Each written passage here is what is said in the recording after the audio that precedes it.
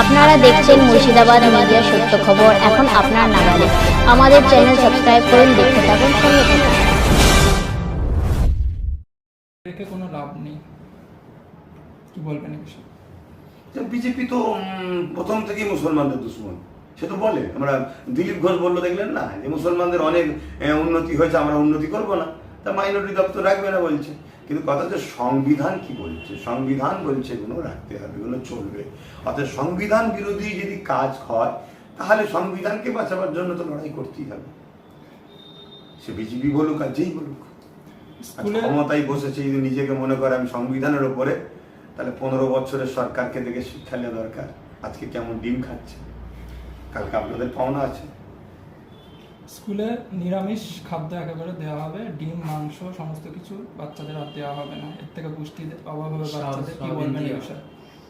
দেখুন, গরিব মারার জন্য যখন চেষ্টা চলছে সমাজে, তাহলে আজকে তো গরিব মারার কল একটা ফেতনা তৈরি করতে হবে। অর্থাৎ সেটা একটা গরিব মারার কল।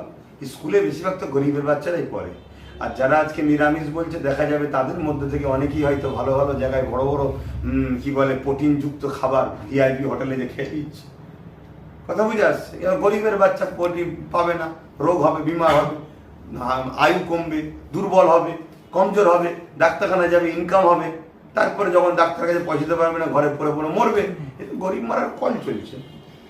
রাজ্যের মুসলিম 34 বছর দিয়েছে বামকে, 15 বছর দিয়েছে তৃণমূলকে, এখন বিজেপি এসেছে, এখন মুসলিমরা কাকে সাপোর্ট করবে?